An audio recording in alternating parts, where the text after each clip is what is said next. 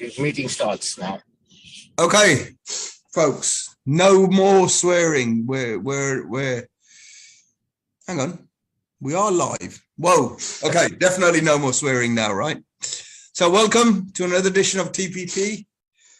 I'm afraid all the grown-ups are away, so I'm almost in charge until I hand over to our guest. Of course, we've got a really good one. We've all been hearing about growth. There's a smirk going on in the background. So one of the key government policies is, as always, is to grow or build our way into growth. I don't know what the hell they're going to build this time, right? But I know someone who does. So welcome to our special guest, Linda Wright, aka the headmistress. Linda, over to you. And I'm going to try and stop talking.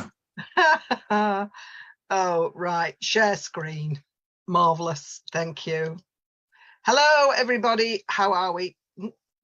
Move that. God's sake. No swearing, Linda, remember? Right. Okay. Yes, boss. Okay. Good evening, everybody. Or whenever you watch this, as it's number one being live streamed, but it's also being recorded as well. And I'm just going to move that down out of my way. Good evening, everybody. I've done this presentation to this group before. There's a few tweaks. Now, to be perfectly honest, there might be a few more tweaks next week because we're being threatened with more planning reforms next week. So maybe I might have to come back and do this again next week. I've called it, oh my God, more planning reforms. These are the ones that have happened over the last 2 years. This is for England only. It's not for Wales, Scotland, Ireland. It's for England only. Wales has a very similar but slightly different system. So this is England only. My name is Linda Wright. The company is PLANiTWRiGHT. I'm a planning strategist, independent consultant. I help people to get planning permission. So what have we had for the last 2 years? Well, we've had these two people now, Bojo and Rob the Builder generic. He's gone. We've had the pandemic over the last 2 years. It's still not gone away. People are still getting COVID and going into hospital and or more or less surviving with it now, and not getting quite as desperately ill, sadly. We've all been working from home in our pajamas or pants or whatever item of clothing you chose to work in from the waist down. And then we've had the vaccinations, which minor miracle. So we've all had those of us who choose to have had the vaccinations. I've just had my autumn booster. So I'm carrying on. I've got a bit of a sore throat. So if it crackles, I apologize, but hopefully we'll get through this. Right, what I thought I would start with, because I did a conference this week, and I'm in London next week doing another conference at the Law Society offices at Hall. A lot of people are still getting permitted development wrong. So I thought I would just do a couple of slides on permitted development, because the problem being our fabulous central government have called things that aren't truly permitted. And everybody talks about permitted development rights and thinks you can just skip off and do these things without any recourse to the planning department. And that's not necessarily the case. But I thought I would just, at the expense of possibly insulting some people who go, do you know what, I know all that. Why are you telling me this? I'm down with this. Well, I'm just going to repeat it because some of it bears repeating. And I don't want to insult people's intelligence, but I've done a little traffic light model there with emojis and, green, amber, red. Right, permitted development. This is the true permitted development, which means you do not need to go anywhere near a planning department. You might need building regs, but you don't need full planning permission. So no application required, fully permitted. And it includes, and we all know this, if you want to put a conservatory on the back of your house, you're probably going to be able to do it under permitted development rights, but you need to be careful and check all of the criteria. And it also includes some changes of use. And again, I want to talk about those changes of use because some people are forgetting some things and other people are sort of just getting some things a little bit wrong, as was evidenced by someone who came to me recently. And he'd put a dormer out at the back slope of the roof. And he'd come to me and he wanted to do other bits and pieces. And he said, oh, well, of course, I've done that because it's permitted development. Well, I looked at it and unfortunately, it was one of these properties that has a road at the front, the main road at the front, but it also had a named back alleyway that was navigable by a vehicle. So it was a named road.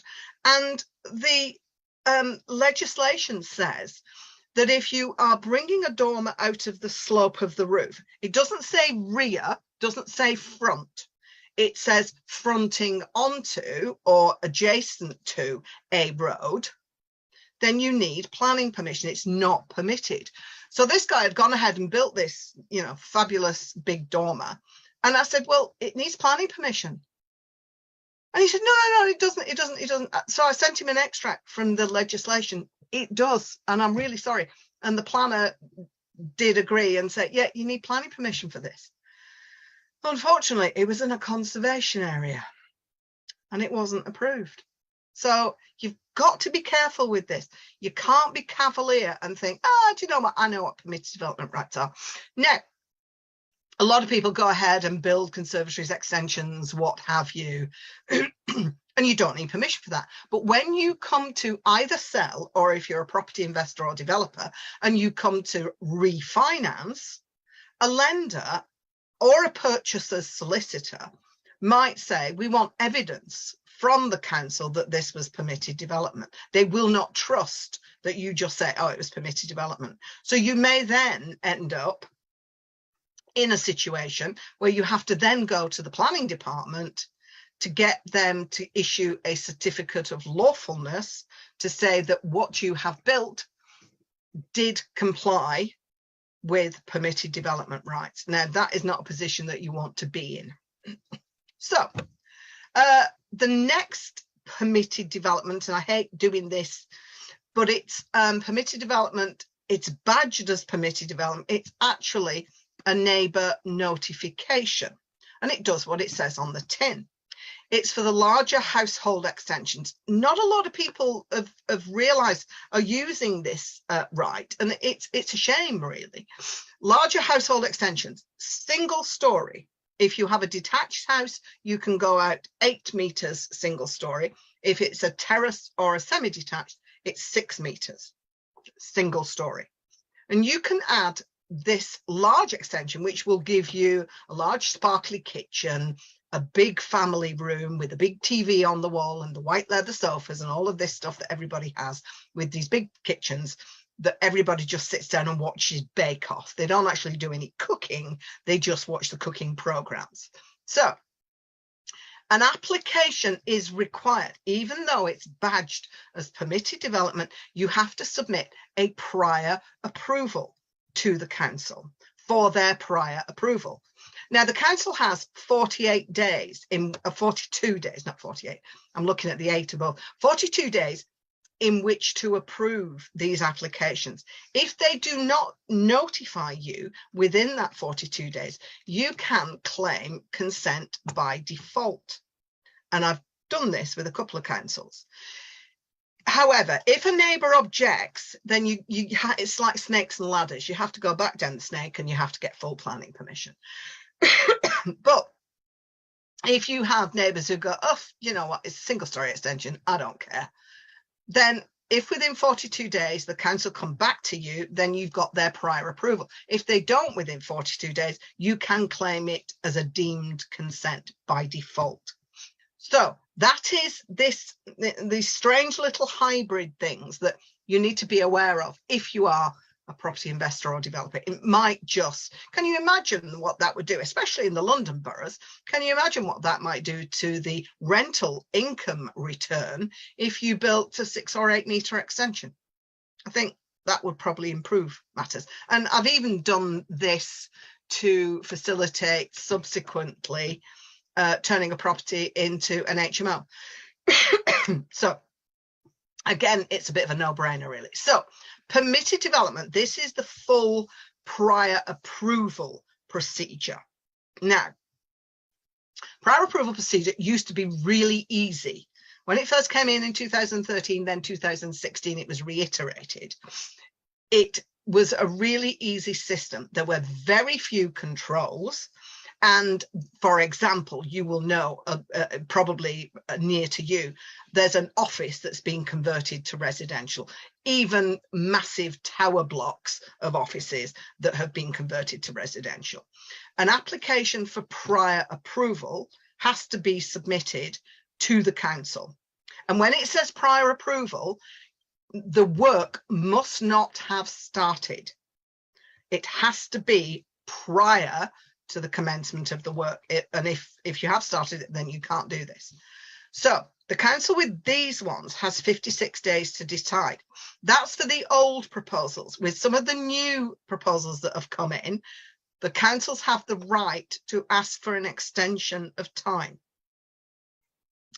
The fees for these used to be, you could take a block of offices, you could convert it to 100 residential self-contained flats, and your fee would have been about 96 quid. Not anymore. The fees have increased massively, and they're, depending on which procedure you use, they're about £100 per flat. So it's no longer as financially lucrative as it once was. So that's the rundown of these permitted development rights. Now, you see, when I said in the true permitted development, I said some changes of use. And this seems to be the mantra of every property investor and developer. And they've been on a course. And the course, people who run the course will say, oh, don't do your single lets, you know, convert your house into battery chicken living. Some of them, I know some HMOs are beautiful, but some aren't. So, and trust me, whoever is watching this, you are never going to get tenants as good looking as this. It ain't going to happen. Might happen in New York City, but no, it's a fantasy. So, you know, I mean, and basically the whole Friends situation is an HMO. They're all living together. So permitted development right is a nationally conferred right by central government. You can change a single dwelling house to a small HMO. That is 3 to 6 unrelated people sharing facilities. A lot of the time now, the only facility they share is probably a kitchen and maybe laundry facilities. Most of these conversions, that people go and put an ensuite bathroom in a living room and convert it to a bedroom, and you're off. You cannot do this. As I said, this is the nuts of planning. On the one hand, you get central government conferring national permitted development rights. On the other hand, you can have councils who can use their powers under Article 4 direction to remove those permitted development rights. So where a council has removed the permitted development rights, a full planning application must be submitted. Also, it's about the number of residents, not the number of rooms. So if you get a large Victorian villa type of thing, and you've got big rooms, big double beds in, you know, 2 or 3 of the rooms, and you get people who start to cohabit, they go out clubbing one night, they meet someone, come back and share my room, fab. But if you then go from 6 people to 7, 8 or 9, anything above 6 requires full planning permission. Doesn't matter about an Article 4 direction, whether there's an Article 4 direction in place or not. It's about, so it's not a 6-bed HMO, it's a 6-person HMO. You cannot do this in Wales. So if you find you've got a property just over the border and it's in the Welsh Assembly government territory, there are no permitted development rights in Wales. You need full planning permission across Wales. So, Article 4 directions. Where the council has brought into force an Article 4 direction, and Reading's about to bring in an Article 4 direction for an entirely different reason. And this is because councils can also bring in Article 4 directions to prevent the permitted development right for the change of use from offices to residential. It's not just about, excuse me, that's my phone. It's not just about HMOs. It's about everything. Article 4 directives can relate to everything, and they remove the permitted development rights. They usually have good reason to do this. It's because they've got an oversaturation, they're trying to protect the area, and they're wanting to restrict any HMO numbers or anything else that they've put in place. So an application has to be submitted. Once you submit the application, you've got other restrictive planning policies that kick in. So the likelihood is, in a lot of these cases, if you have to submit a planning application, you're not going to get planning permission because you may not be able to comply with the planning policies. There used to be no council fee, but in 2018, the regs were changed that said it's at the discretion of the council. So most councils charge a fee. And don't forget, if you're looking for Article 4 directions, please put in Article 4 HMO, because there'll be lots for conservation areas and things like that. There can be more than one. In one council, there can be more than one Article 4. I think Oxford's got 3 or 4. So just be careful to make sure you find the map covering the area and make sure that your property is outside of that area. As I've said before, an HMO for 7 tenants automatically needs planning permission, and do not confuse planning with licensing.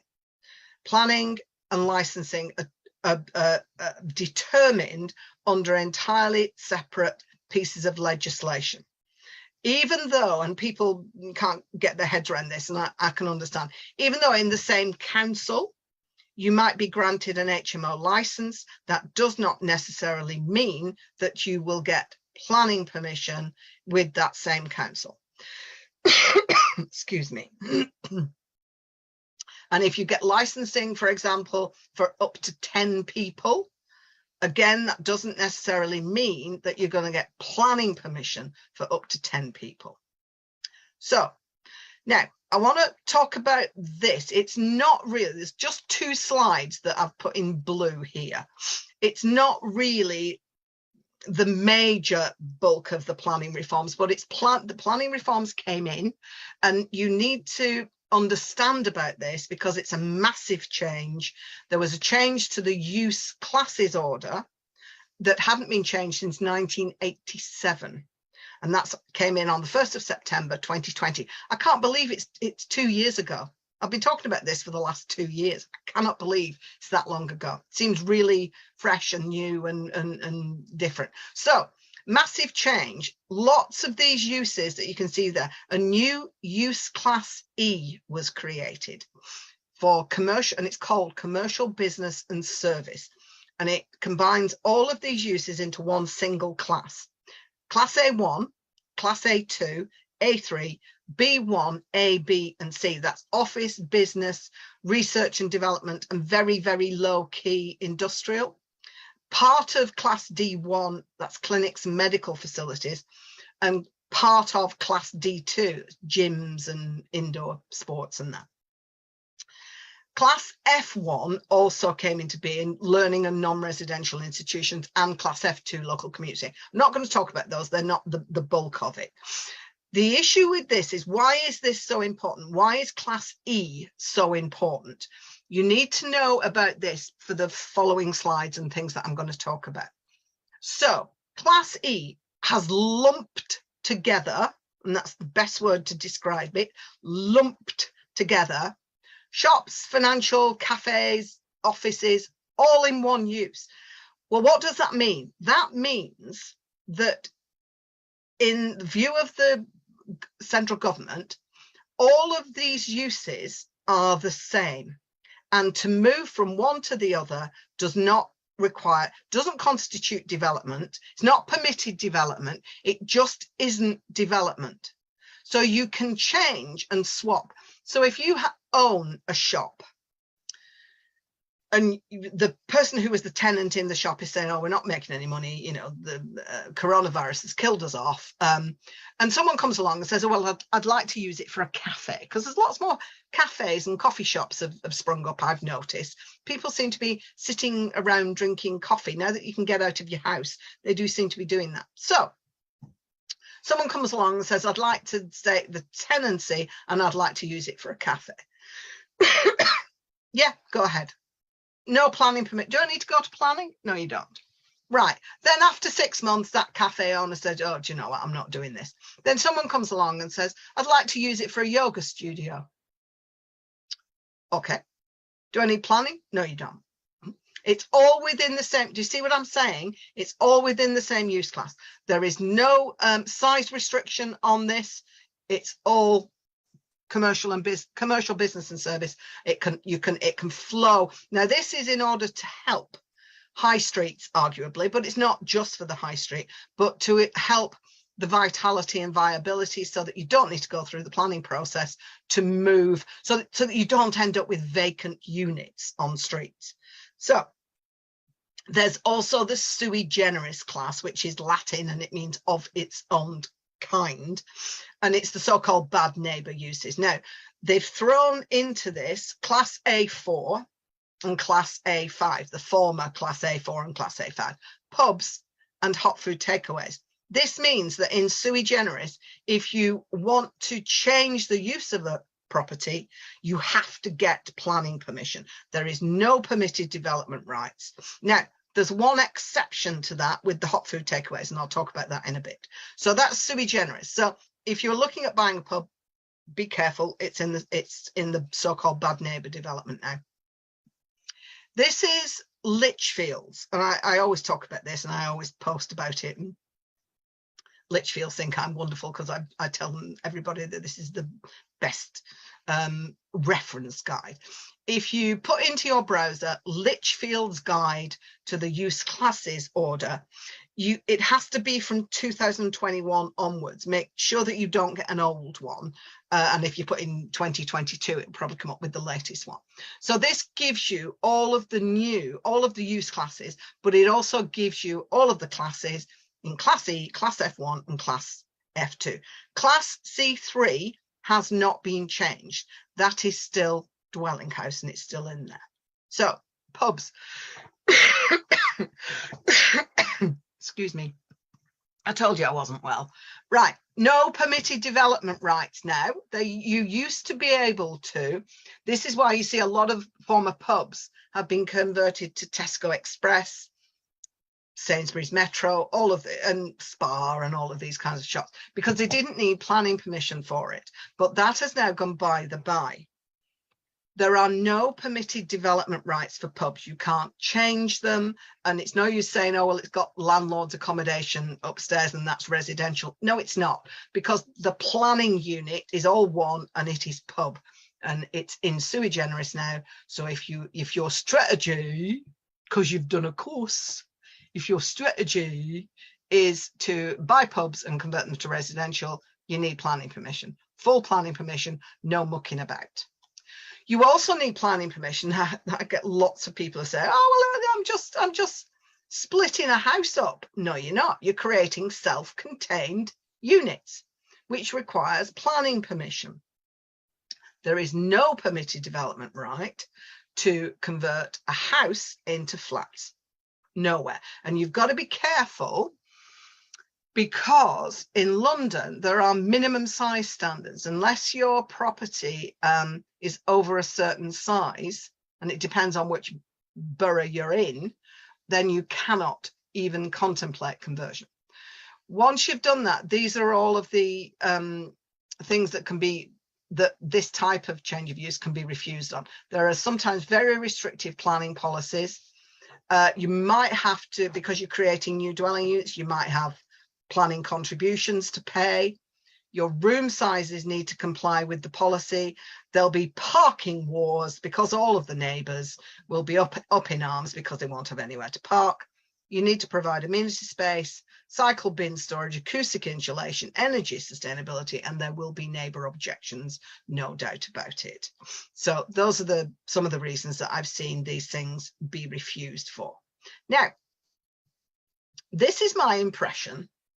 This is what I see in my brain. Now, people look at it and go, what's that? Well, it's a wolf. It's a wolf in sheep's clothing. Can you see? Oh, God. So I was presenting this and they went, what's that? It's a double-headed. No, it's a wolf under. Oh, never mind. I understand it. I got it. Excellent. I'm so pleased.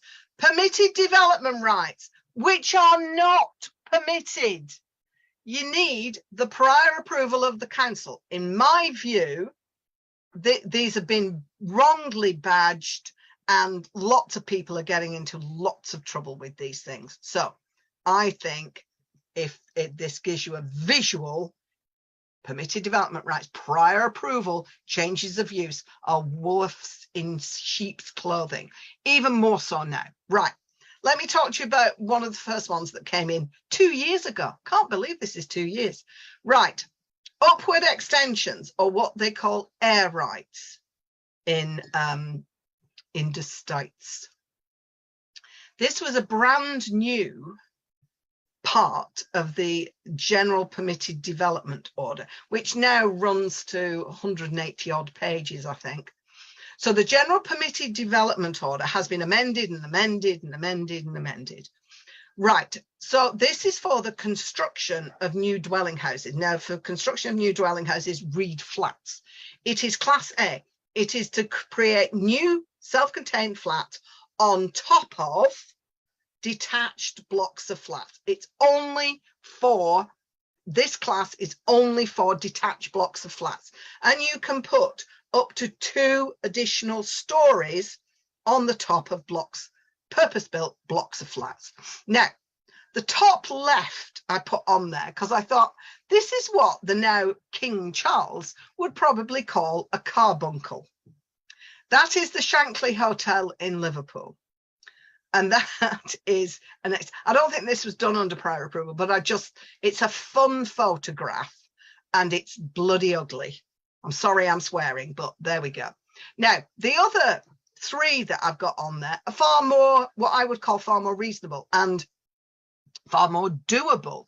And you can see that 1 story has been created on the one on the top right, 2 stories and in a sort of a glass and steel construction have been created bottom left, and then bottom right. I quite like this sort of very brutalist sort of architecture that's been put on quite a nice, possibly Georgian building. That looks horrible. I like that. I like the design of that. I think it's really well done. I think it probably took some doing to get it through past planners, but I like the way it's been handled. So, but each one to his own, you see. I mean, probably the classic one is the top right because it's back and it's low down and it creates I don't know, it creates a very she flat or 2 on the top of that building. But upward extension, so you can do this under the prior approval system. Provided it complies with all of the criteria, this does not need full planning permission. It can be done under prior approval. Now, this is death by PowerPoint. I'm sorry. The next one that came in was 1 and 2 story extensions, either to enlarge a dwelling house by adding additional stories. So if you have a detached house, doesn't need to be detached, but a detached house, say, on an estate of detached houses that's been built by Taylor Wimpey or something like that, you can apply to add additional stories. However, there are a shed load of limitations on this, and it will be council can take into account design and external appearance. So don't think that these are a rubber stamp job, because they can be refused on the grounds of design and external appearance, overshadowing, overlooking. These things are going to stick out like a sore thumb in my view, but you know, this is what the legislation says. Also, in the new part 20, you've got classes AA, AB, AC, and AD. And this is for commercial or mixed use or dwelling house buildings, either detached or terraced. And you can add extensions onto there to create new flats. The top one that I've highlighted in yellow is purely to enlarge a single dwelling house. You're not creating additional flats. The part 20 is to create new flats on commercial, mixed use dwelling houses, either detached or terraced. You can put up to 2 stories. If it's a bungalow, you can only add 1 story. This is subject to a load of matters that the local planning authority can take into account. So it's not, these things are not now for the faint-hearted. Now, we've also got, came in August 2 years ago, Class ZA. And this is for where we had previously Class O, which was conversion of existing office buildings, which were found to not really be fit for purpose. We've now got, you can demolish and rebuild those buildings. It is only for single purpose detached blocks of flats or any other detached building that was in B1 office use. And it had to have existed on 12th of March 2020. And there's all sorts of other criteria and requirements. So you can demolish and rebuild these buildings to replace it with either a purpose-built detached block of flats or a purpose-built single dwelling house. Now, you might think that might be a big house, but it depends on the size of the block of flats. Could be a small block of flats, small block of 4 flats. You want to demolish it, rebuild it with a single dwelling house. And you can add stories on top of this as well, but you can only build on the existing footprint. So you can't put extensions on. You would have to do that afterwards under a full planning application. So that's the demolition and rebuild. Now, I've called this OMG, and I'm hoping that what I'm going to talk about in a minute will become clear. So Class O, which was the GPDO use class that you used, not use class, the GPDO class that you used to convert office buildings to residential. Now, this disappeared last year. You can no longer use Class O. It has been replaced, and we'll talk about that in a minute. So now these things lasted for 3 years. So if you come across, if you're looking at office buildings and converting them, if you come across any of these, please be very, very careful. Because, for example, if you find one of the, because they last for 3 years. So if it was finally approved last July, it's now got 2 years left on it, but you have to complete this. So if you're in the market for an office building to convert it and someone comes to you with one of these things, and for example, just to make the maths easy, it had permission to convert to 50 flats.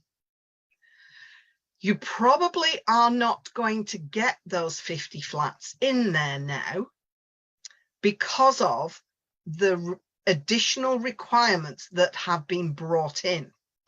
And I'll go through those in a minute. So be very, very, you're probably going to go from 50 to maybe 40. So that is going to have a significant impact on the return on investment and return on your investment. So you're going to have to be very careful. If you submit another prior approval to do the same thing, the likelihood is you're not going to get the same approval. You're not going to get the same numbers mainly because size standards have come in. So that's class O. Now class M, look, M's, bond. I'm trying to help here. Now, do you remember I said there was an exception with regard to hot food takeaways? This is it. They've kept class M, but they've changed the wording of it. So it's certain uses, laundrette, betting office, payday loan shop, hot food takeaway can be converted to class C3 dwelling houses or flats. Well, you can convert it to a house if you want, but flats. So it's change of use. The maximum floor space is 150 square meters. Can't put any extensions. You can demolish a bit if you like, not a listed building or in a conservation area.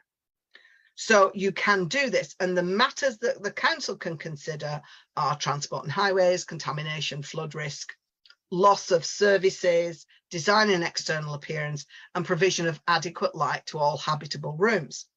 Now, you also have to comply with the minimum space standards as well, which we'll talk about in a minute. So that's class M of my OMG.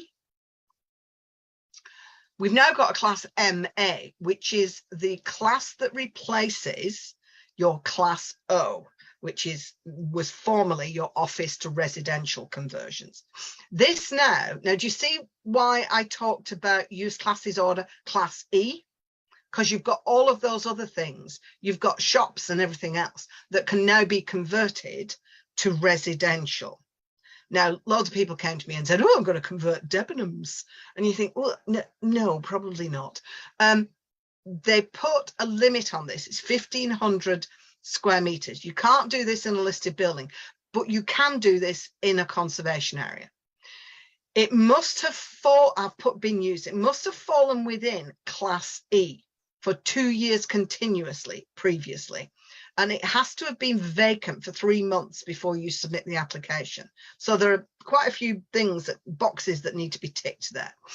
And again, the council can consider all sorts of things. I'm not going to read all of those because my throat's going, but you can see the things that you have to comply with. And because of Grenfell, where the development, if it's a certain number of stories, and I think it's 8, there has to meet fire risk, and this is included within your planning requirements. So a lot of these applications have to be accompanied by lots of reports. Class G of my OMG, a GG apparently is the first one out the gate. The trap, the cage, whatever they call them. Right, conversion of class E again, or a betting office or a payday loan. Now, this used to be fully permitted development. You could put flats above a shop up to 2 without requiring planning permission. It was absolutely full permitted development right. Now, because of the other restrictions that have been put on, they've had to make this prior approval. You can't use the ground floor of the shop as any part of the flat, like a kitchen or a bathroom, and it's to be used as a single dwelling house. The matters to be considered by the council are the usual, but also storage and management of domestic waste, because lots of people were having bins all over the pavement and that sort of thing. So, as from the 1st of August 2020, again 2 years ago, adequate levels of natural daylight have to be proved in any submission. You can't just, you now have to comply, you have to provide layout drawings, and you have to provide elevational drawings to prove that each habitable room, and the only room that isn't habitable is a bathroom, has adequate levels of natural daylight, and councils are requiring all sorts of information on this. Sizes, windows to be measured, depth of flats to be measured. I've got consultants who are now doing natural daylight reports. So councils are asking for a lot of information on this.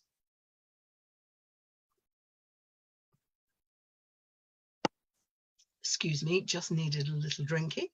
And yes, size does matter. So, as of the 6th of April last year, the council said all prior approval applications, this does not apply to full planning applications.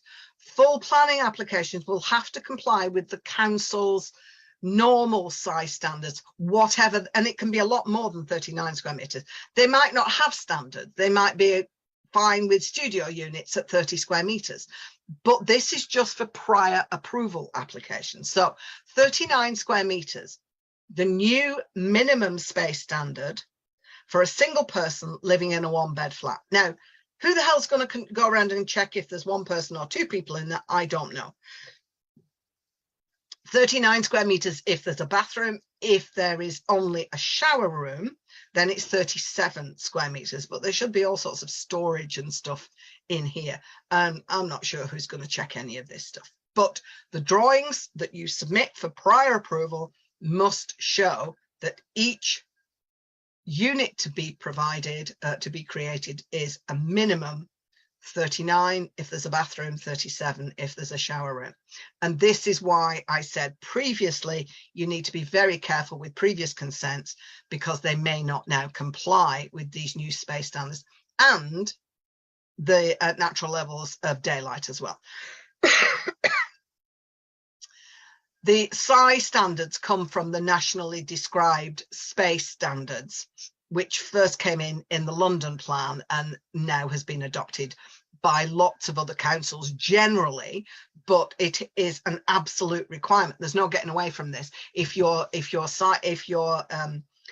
flats that you're creating do not comply with this, it will automatically be refused.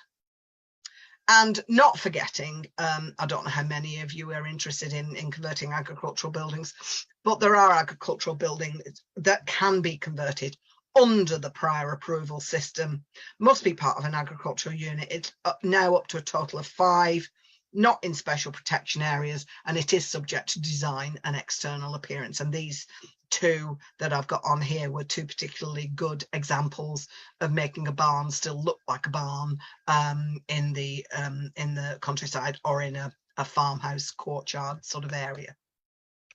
Right, these are the I thought I'd just put this on here. These are some of the expert reports that you're going to require, but certainly for prior approval applications, where appropriate, obviously, but also for full planning applications. So for your prior approvals, this is just from my experience, transport and highways to cover parking and the like. Contaminated land, if there is any contaminated land, usually if it's an existing building that's been there for a number of years, there's not a contaminated land issue. Flood risk, this is certainly an issue, and you would need to get a full flood risk assessment and mitigation report for some applications, for some councils. Noise mitigation measures between floors and between flats. That's something that we see a lot of. And adequate levels of natural daylight assessment. If your property, even if it's prior approval, if the property that you're converting is within, and I had this recently in Leicester, is in a conservation area, the council are likely to come back and ask for a heritage statement. And again, it's just additional cost and time and everything else, but you're better to be forewarned about this so that you're not having to scrabble and do it later. Of course, if you've got full planning applications, you could also require a whole raft of other reports, such as arboricultural tree assessment reports, biodiversity, which is a big one now. Lots of people are coming wanting biodiversity reports for things like bats, newts, badgers, the whole variety, habitat, wildlife, birds, all sorts of things. So just be aware that planning applications and prior approval applications are a lot more complicated than they used to be. Right, so we've done prior approval. I thought I'd just throw a few slides in here to go through a few other things. An enforcement notice. An enforcement notice is where either development has taken place without planning permission, or it's taken place because you've not complied, or someone's not complied with the conditions of a planning permission. So an enforcement notice will be served. It's a legal document. It needs to be complied with, and you need to take action fairly swiftly. Or It's served on an owner, and if there's a lender involved, it will be served on the lender as well. And it will appear in searches, and it may also appear when it's been resolved, which is a bit naughty because they should annotate it or take it off. So if you get an enforcement notice, or anybody you know gets an enforcement notice, you only have 28 days in which to appeal. So you need to act fairly swiftly with these things. If you get a refusal, this is normally the face that people pull when they bring a refusal notice to me. Please read what the decision notice says. What are the reasons for refusal? And can they be addressed by submitting a new application? Someone came to me recently with a reason for refusal that said failure to submit sufficient information. Well, you're not going to go to appeal with that. If you fail to submit the information, submit a new application and submit and add the information. Sure, and you can even do it for free. So surely that is a bit of a no-brainer. Going, people say, "Ooh, want to go to appeal," and you think, no. An appeal again is not for the faint-hearted, and you can't add additional information at the stage of the appeal. The planning inspector will only take into account the original planning application documents, and he will also be bound by the same council policy that was used to refuse the application in the first instance. Now, I know there are a lot of councils, and especially when it goes to committee, who do make ridiculous decisions and they do need to be appealed. But please be sensible and read what the reasons for refusal are. And if you can address them in a new application, it's probably going to be quicker than doing an appeal. So appeals, just let's talk about appeals. 3 different types of appeals that go to the independent planning inspectorate, who have a central location in Bristol, but most of the inspectors work from home, and they tend to be local to the areas in which they hear appeals. So there's the written representation one. This is something like 80% of all appeals are done by written reps. You do a report, council does a report, goes into the inspector comes out and has a look and then issues a decision. There's also an informal hearing, which is a bit like sitting around a dinner table, and the inspector will sit at the head of the table and will ask questions of either side, and it's a bit of a debate. Public inquiry is where you end up with barristers, and it's formal cross-examination, and it usually takes a minimum of 1, possibly 2 or 3 days. Tends to be for more strategic developments, and it tends to be for large housing developments, that kind of thing. If you want to appeal against the non-determination of an application, I've got several applications in that have been in for 3 months and nothing has been done with them. So after 8 weeks, you can appeal a non-determination. I'm convinced it's a bit of a waste of time, but it can be done. The opportunity is there. If it's a householder application, you've got 12 weeks from the date of the decision to appeal. Any other appeals, it's 6 months, but don't forget an enforcement notice, you've only got 28 days from the date of service. And remember, 35% of appeals are allowed. So that means you've got a 1 in 3 chance of getting your appeal allowed with the planning inspectorate. So what happens when you get planning approved? It doesn't end there, to be honest. You get a decision notice with a prior approval. It's not a decision notice, it's just a decision letter. So it's a slightly different thing. Please read it, and please read what it says, how long you've got, make a note of it in your diary if you're not, selling the property on. Condition number 1 will tell you when it expires. Says usually 3 years, but it doesn't have to be 3 years. The councils can change this, so please read these things. Are there any conditions? Invariably in this day and age, there will be conditions. You need to discharge conditions with a new application. It's an application to discharge conditions, and it has to be submitted, and it's likely to take several months again to be discharged, because you're going to have to submit things like landscaping details, drainage details, flood risk or flood mitigation, all sorts of things can have to be. And some conditions are called precedent conditions, which means they have to be discharged before you start any work. So getting planning approval is fabulous, but it's kind of only the beginning of the process. And don't forget, there's something called, I don't normally say this because it frightens people, but there is something called a judicial review. If there have been neighbours who have objected, and if they are fairly vociferous neighbours, and if they've got a bit of money behind them and they're retired and all of this kind of thing, they can apply to have a judicial review of the council's decision to approve. This should normally be done, there's normally a period of about 3 months, but the High Court judges prefer that it be submitted within about 6 weeks. So if there have been lots of objections, just be aware there is a judicial review process. Now then, this time last year, we had an old change and we got Michael Gove in as the levelling up secretary. I don't know what that department's called anymore. Now, I don't know about you, but I think that Michael Gove looks like Joe 90, but it's just me. And there was a squealing of brakes because the planning bill that had come out had been royally roasted as being an absolute catastrophe waiting to happen. So that the brakes were put on with that. And I don't know about you, but having someone who's supposed to be responsible for housing and development, and he's seen holding a banner that says stop overdevelopment, I wasn't terribly impressed, and I didn't hold out much hope. But now we've got the catalogue of disasters continues.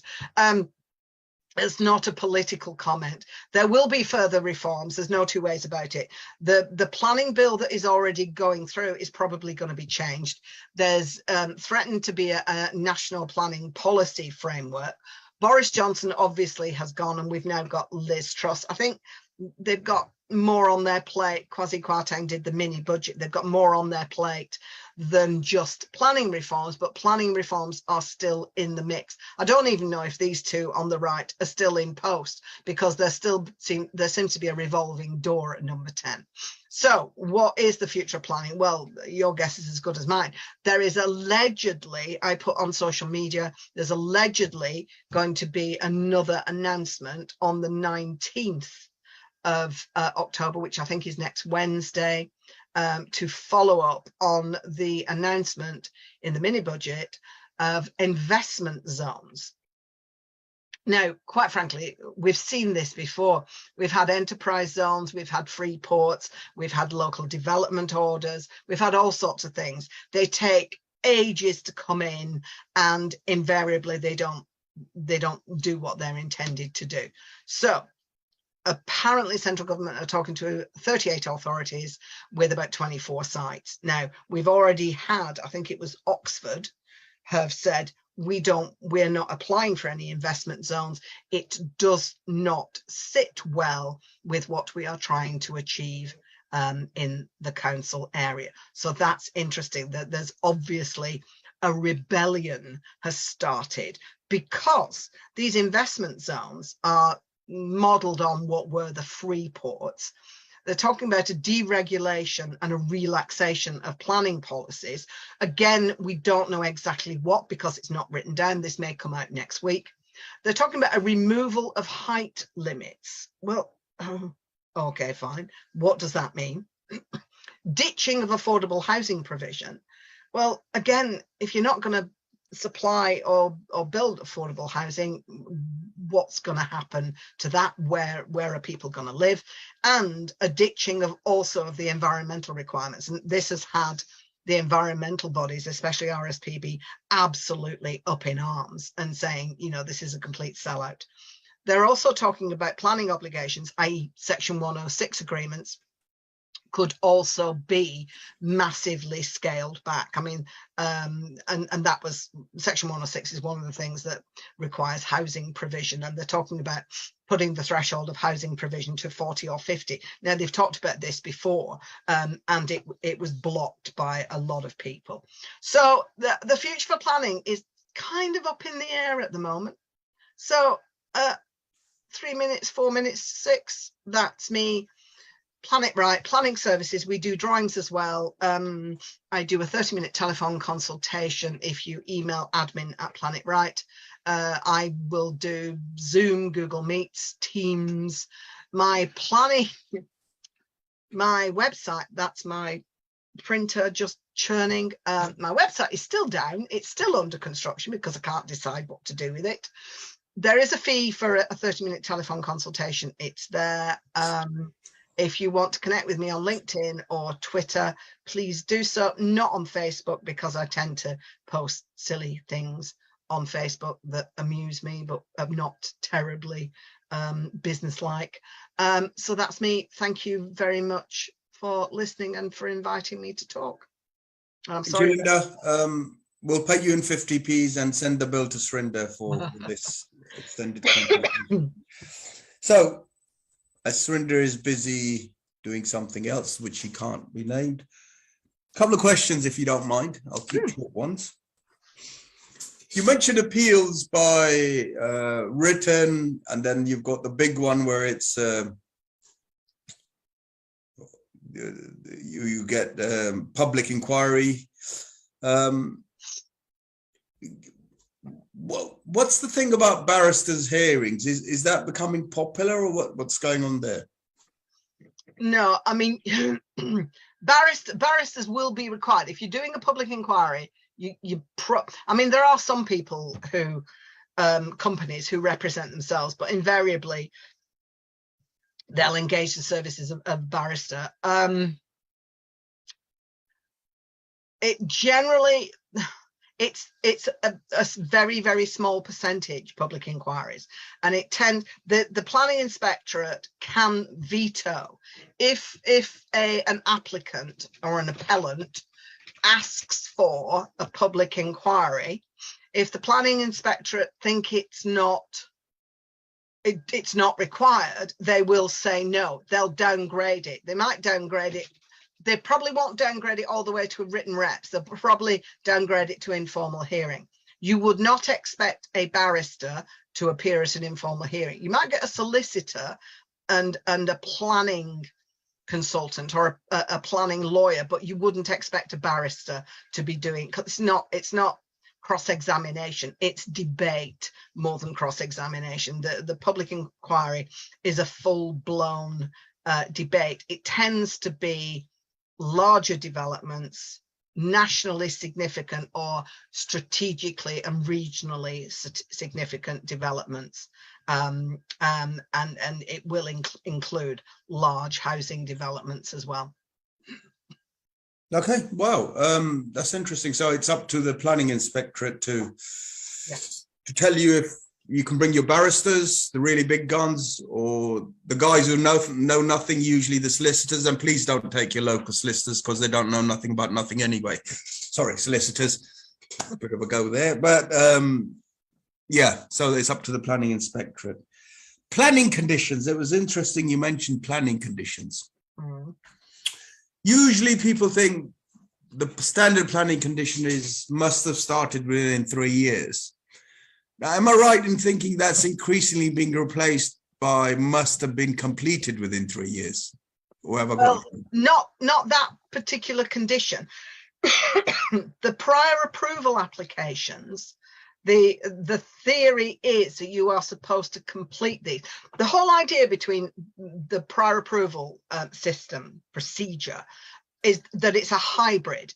It was meant to be quicker and easier than a full planning application. It's turning out not to be. And what they were trying to do was say, look, let's quickly get this through the system, get people out there, get these things converted, built, done, dusted, and let's provide more housing for people. That was the theory. And so they said it should be completed within the 3 years. Now, this full planning, it's slightly different. If you can prove, now this is where we get into very woolly territory. If you can prove that you have made a meaningful start within 3 years, it holds the development in perpetuity, but the commencement of development has to be substantial and robust. You can't just dig a hole on the site and say, there you go, we started. There has to be some form. And again, it's open to interpretation, and every single council will have a different interpretation of it. Oh dear. Yes, oh dear. Right, and that leads me nicely on to the next question, probably my final one, because you'll probably shoot me after I ask you this one. I'm going to go easy on you. I'm just going to keep it 3 questions. Worst councils, name and shame, please. There aren't any. They're all bad.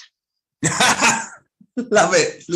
Sorry, that's actually. I'm hedging more towards the councils who are being really good at the minute. Yeah, that's another way of doing it. Okay, who are doing really good? And the councils who are really pulling out all the stops and trying to work with you. And I've had I did something for change of use of offices to 14 flats recently with Sefton Council in Crosby. And they asked for a few more bits and pieces of information, but on the whole, they were fabulous. Where is Sefton in Crosby? Liverpool. Oh, no wonder that. Okay, but that's quite good because Liverpool are dreadful. Oh, really? Yeah. Okay, because there's a lot happening in Liverpool. Yeah.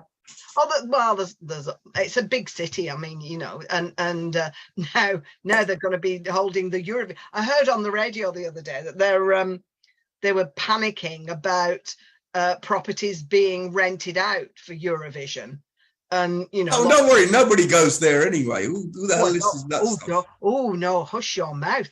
No, there's a lot of people out there who love Eurovision. Yeah, most of the Eastern Europeans, right? Because we never win anything. Well, we're holding it for Ukraine, aren't we? Well, yeah, because we're hardly going to let Russia do that. Don't go there. Don't go there. All right, brilliant. No, thank you very much. Very welcome. Everybody else has disappeared. It's just me and you. Manny's there. Well, no, they're hopefully watching on Facebook. But brilliant. No, thank you very much. You're very welcome once again. No, super. When's the next date to watch out? Watch out for? 19th. So I understand, but we don't know. But yeah, watch out for the 19th because I may be coming back. Well, you're most welcome. And one more question before you go. Bonus question for me, I guess. When are you starting your political podcast? Because I love to hear that. Political? Yeah, if you go back a couple of slides, you suddenly hate the government, don't you? No, I don't. I just think that it's a catalogue of disasters at the minute, and I don't think I'm alone in that. I think everybody's thinking that now, right? Well, yeah, I just don't. No, I don't go on about my political views because I don't really have any, to be honest. Yeah. But yeah, I mean the government at the moment, it's scary. Yeah. I mean, it's beyond incompetence, right? Well, it's incredible. I don't understand how these people in such high levels of power can make such a diabolical mess of things and seem to be denying that there's a problem. And that's, I don't know. Yeah. Well, that's a worry. Well, when you start the political program, I love to be on it. You know, and I hate the government. I think I hate the government as much as you do, or the politicians. You know, I just like. I don't have a hating bone in my body, but no, I don't hate them, but I think they're useless. Worrying. Yeah, well, that's another. Look, thank you very much. I've taken up a lot of your time. That was very, very useful. Thank you. We'll see you in a couple of weeks, depending on what happens in the 19th. Yeah, we'll see. Right.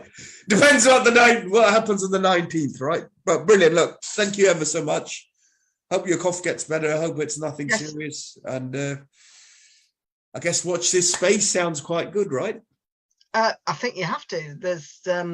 There's some weird and wonderful things are going to come out of central government. But there are a lot it might even be Liz Truss who's coming out of central government. Well, possibly. But there are obviously, as is evidenced by Oxfordshire, they're just saying, no, we're not having enterprise zones. So if a massive number of councils do that, then any enterprise zones the central government come up with is just going to be a waste of time. I'm guessing they're saying we don't need the money, go away. No. They're saying it's against their environmental ethos.